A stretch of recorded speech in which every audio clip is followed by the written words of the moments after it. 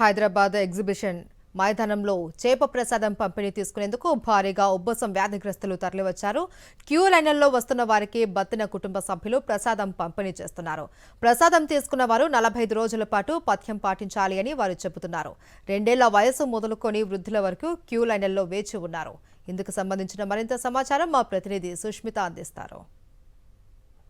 చేప ప్రసాదం పంపిణీ మొదలైంది. ప్రస్తుతం నాంపల్లి ఎగ్జిబిషన్ గ్రౌండ్స్లో ఉన్నాము. తెల్లవారుజాము నుంచి కూడా చాలామంది నార్త్ ఇండియన్స్ అలాగే 2 తెలుగు రాష్ట్రాల నుంచి చాలామంది రావడంతో కూడా 48 క్యూ లైన్స్ కూడా ఇక్కడ ఏర్పాటు చేసిన పరిస్థితి అయితే కనిపిస్తుంది. దాదాపు 180 సంవత్సరాలుగా బత్తిని కుటుంబ సభ్యులు ఈ చేప ప్రసాదాన్ని అయితే పంపిణీ చేస్తున్నారు. దీనిపై చాలా నమ్మకం ఉండడంతో ఆస్తమా వంటి ఉబ్బస వ్యాధులు దీని ద్వారా నయమవుతాయని ఒక నమ్మకం ఉండడంతో చాలామంది కూడా వచ్చి ఈ చేప ప్రసాదాన్ని అయితే తీసుకుంటూ ఉన్నారు. సో మనం చూస్తున్నాం క్యూ లైన్స్లో చాలామంది కూడా వేచి ఉన్న పరిస్థితి అయితే కనిపిస్తుంది. సంవత్సర పిల్లల నుంచి కూడా చాలా వరకు పెద్దవాళ్ళు కూడా ఈ మందునైతే తీసుకుంటూ ఉన్నారు.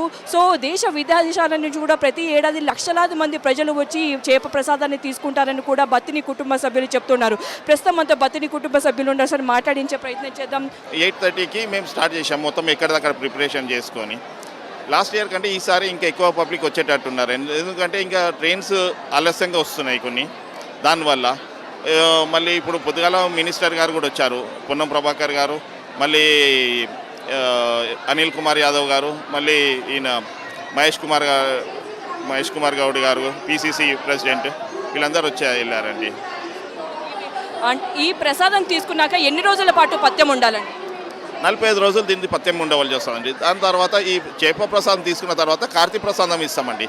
కార్తీ ప్రసాదం దాన్ని 6 టాబ్లెట్స్ చేసుకోవాలి. 6 టాబ్లెట్స్ చేసుకొని నీడలో ఆరబెట్టుకోవాలి.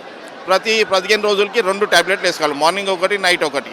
మళ్ళీ 15 డేస్ తర్వాత మార్నింగ్ ఒకటి, నైట్ ఒకటి. మళ్ళీ 15 డేస్ తర్వాత 45 డేస్ ఖచ్చితంగా జర పథ్యం చేస్తే చాలా అది ఉంటుందండి. దానివల్ల ఏజ్ పిల్లల నుంచి ఏ ఏజ్ వాళ్ళు వేసుకోవచ్చు?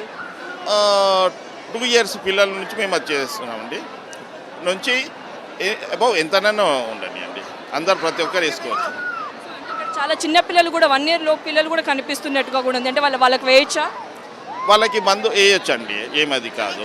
చేప వేపించచ్చు. నాన్ వెజిటేరియన్స్ కాకుండా వెజిటేరియన్ కొంతమంది ఉంటారు, వాళ్ళకంటే ఏమైనా ఉంటుందా?